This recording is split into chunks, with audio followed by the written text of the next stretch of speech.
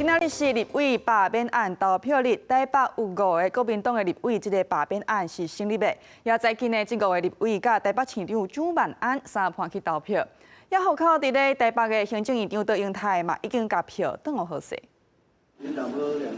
国民党立委王宏维笑眯眯，因为台北市长蒋万安陪伊接受媒体采访，伊讲有蒋市长的支持，信心大增加。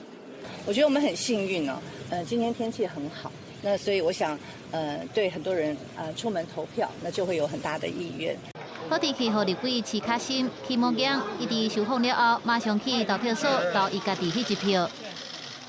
打算大睡一觉，睡到明天再醒来。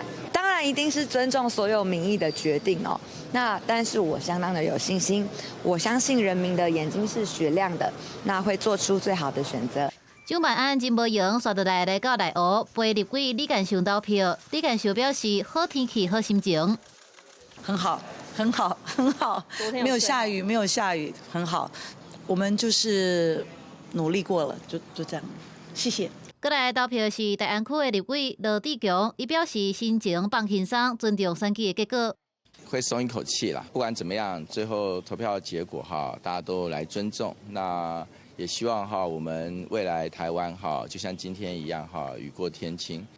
蒋万安最后一站是文山区，伊陪立委罗淑宝去投票。罗淑宝是声音小声，不过强调有信心。有信心会过关所以要昨天晚上睡得很好，因为实在太累了。细少伫内湖区的行政院长杜英泰也伫透早完成投票，表示真珍惜宪法给大家投票权利。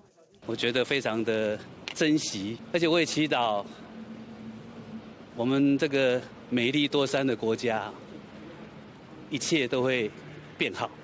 好天气，予5位国民党的立委心情好，呼吁选民出门投票。几个委员是讲选举日即天要好好休困，陪厝内底的人。国际新闻采访报道。